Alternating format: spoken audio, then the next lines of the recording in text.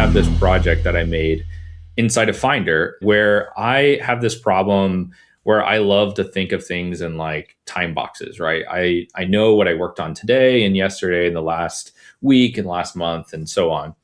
But it's really hard to kind of, when you're working on multiple Git projects and you have multiple things in your file system, it's kind of going all over. So I had Antigravity build something based on tags. So now I can just like click on the various things like this month, last week, this week, today. And Antigravity was able to build this entire extension in Swift based on just the prompt that I gave it. I even recreated it as a Chrome extension too.